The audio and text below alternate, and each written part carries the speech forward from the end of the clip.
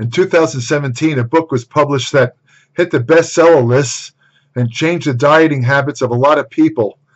There seemed to be some credibility attached to the book because it was authored or written by a guy who was a cardiologist named Stephen Grundy. The name of the book was called The Plant Paradox. And without going into a lot of details about the book, what the book basically said was that some of the healthiest foods that are known to man, many vegetables and wheat products and so on and so forth, contain elements in it that are absolutely detrimental to health and cause all kinds of health problems. This particular category of or substance that was found in these foods is called lectins. Lectins are proteins that can bind to sugar or carbohydrates. They're ubiquitous. They're found in animals, plants, and microorganisms. The exact role in lectins in plants is unclear, although they serve as potent insecticides. Just like certain nutrients, for example, resveratrol, plants produce resveratrol to prevent predators from eating them. And the plants, and turns out some of these products that are produced by plants are actually very good for human health. Lectins is kind of in between there. It has bad and good points.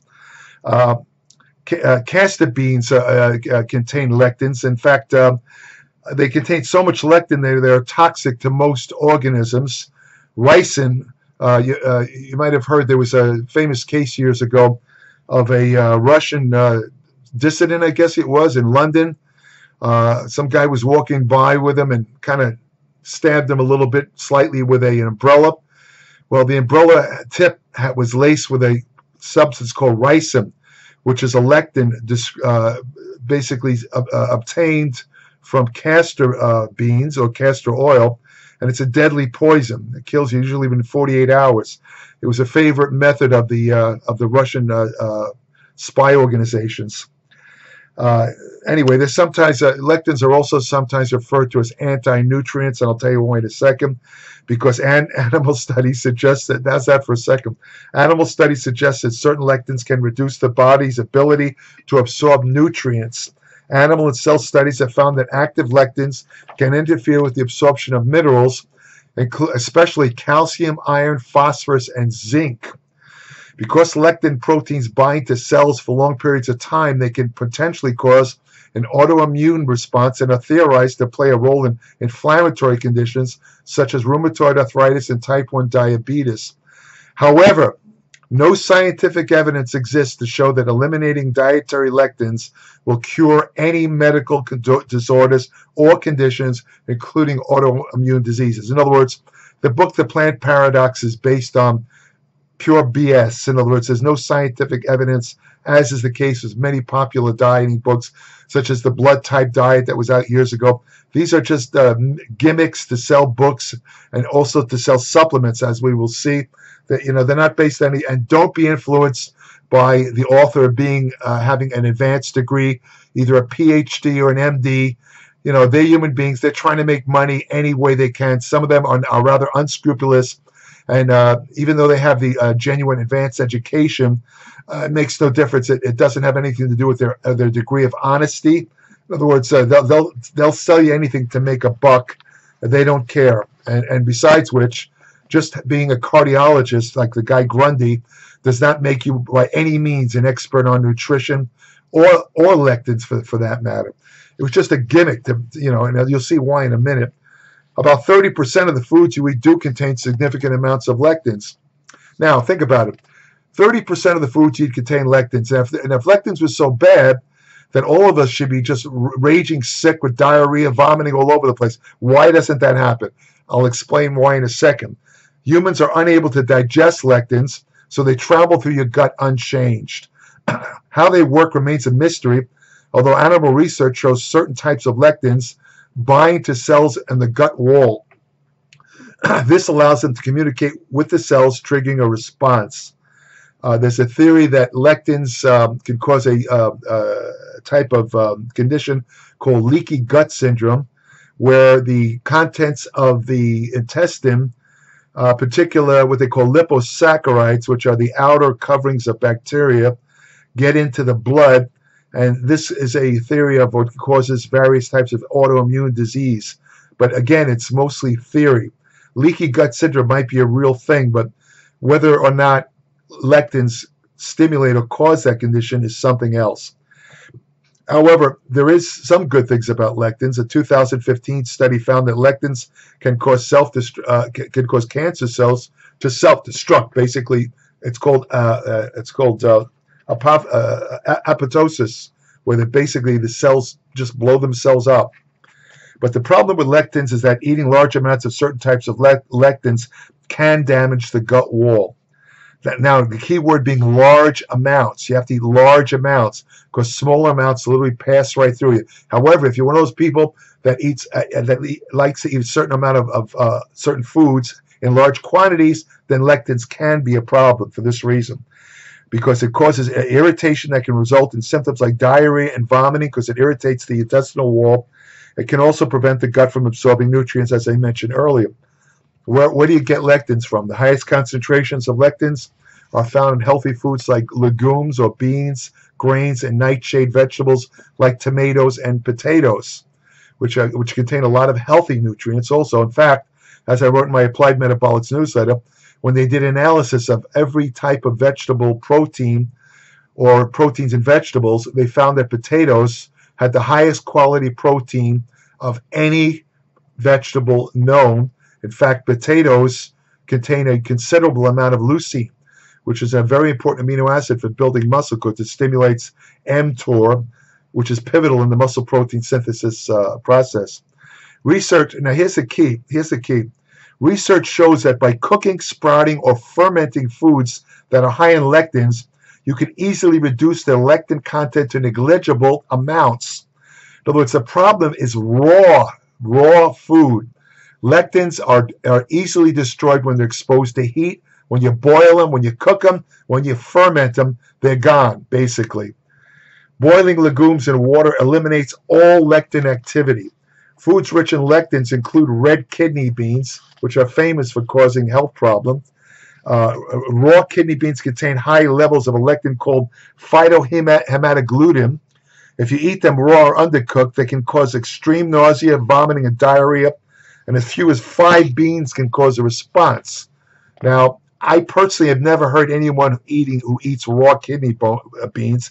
Frankly, it sounds disgusting to me.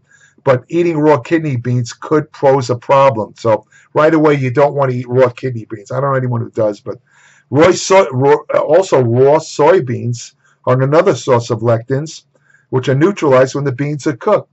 When I first got into bodybuilding at 12 years old, I read that soybeans are a good protein source. So I bought some soybeans and I basically put them in some water and I ate them raw. I mean, they tasted terrible. And what I didn't know at the time was I was actually ingesting a bunch of lectins. I don't recall what happened. I don't remember whether I got sick or not, but I did do that once. So you don't want to eat raw soybeans. The same holds true for lectins found in wheat. Again, large amounts of raw wheat contain certain types of lectins. Now, there's lectins in peanuts, but unlike other foods, they're not neutralized by heat or cooking. A study found that after participants ate 7 ounces or 200 grams of either raw or roasted peanuts, lectins were detected in their blood, indicating that they had crossed through from the gut. So, I happen to like peanuts. One of the things I like about them is that about 70% of the fat in peanuts are high in fat, but most of the fat in peanuts passes right through you. I mean, it's not even digested. I eat peanuts all the time, and I'll be honest with you, even though they contain lectins, I've never noticed any digestive problems, anything like that from eating peanuts. But then again, I don't eat 3 pounds of peanuts. I'll eat like a handful or something because I found that they're great appetite suppressants, especially at night when I tend to get hungry. Some people have proposed lectin-free diets. This is, again, the Stephen Gundry doctor, MD. Some people have proposed lectin-free diets, mostly based on the writing of Stephen Gundry. A typical lectin-free diet excludes a range of foods, including most grains, pulses, legumes, as well as eggs, seafood, and many staple fruits and vegetables. Many of the healthiest foods known to man that contain the most nutrients are eliminated by Gundry's diet. It's stupid and it's not healthy at all. Gundry's claims are considered pseudoscience. In other words, they're based on no established science.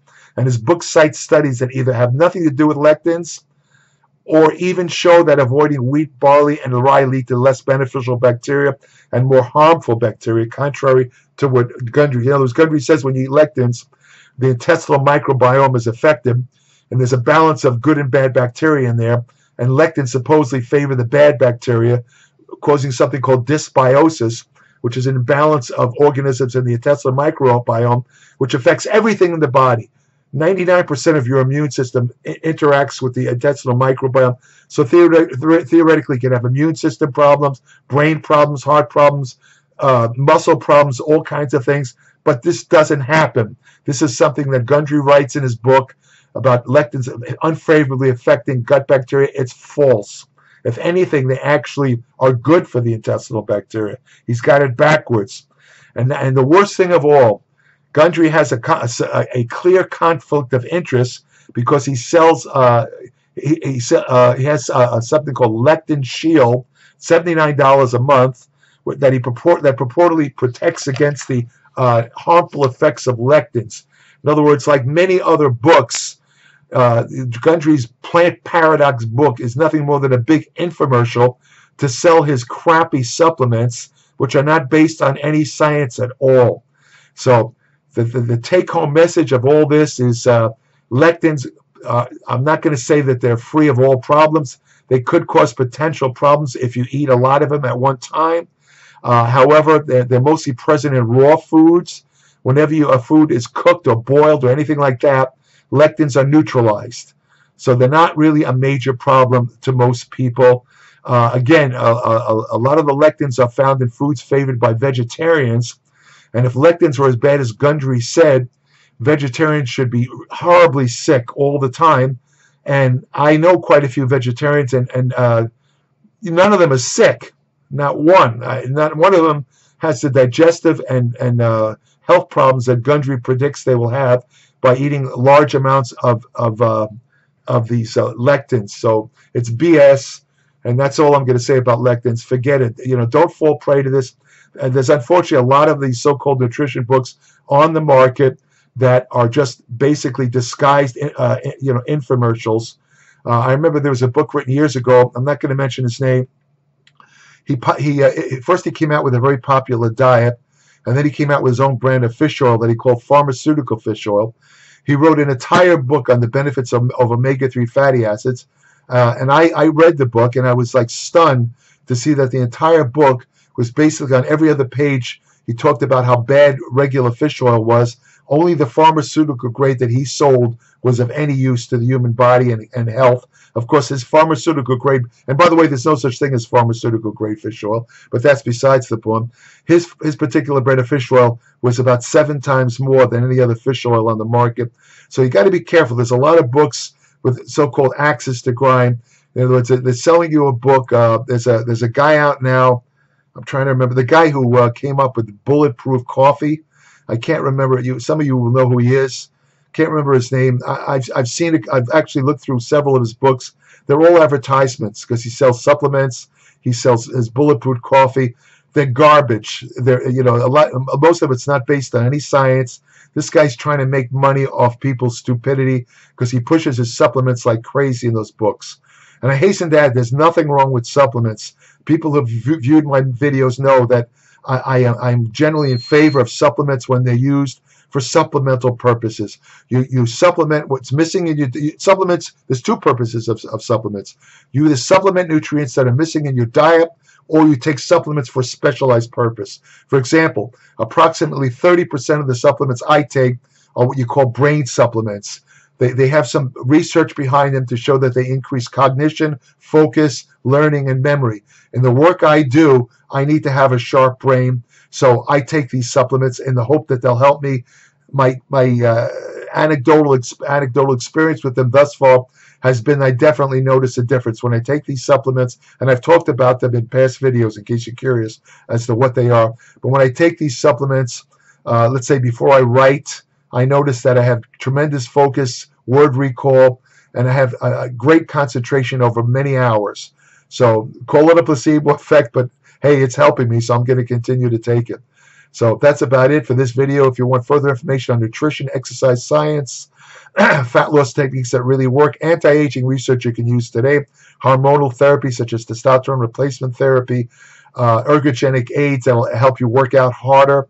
What am I leaving out? Women's health and fitness, many other topics. No other digital publication covers as many topics as I do in my Applied Metabolics newsletter. 40 to 50 pages every month, no ads, no BS, based on hard science, evidence-based research, and my own experience of 58 years of constant study and learning. I've made mistakes over the years in my training and my nutrition, and I tell you how to avoid these mistakes, so you're not hampered by like I was by some of the mistakes I made. Anyone reading my newsletter after about 6 issues, you'll be an expert on nutrition yourself, because it's that much in depth. It's very much in depth. I don't care what your level of education is.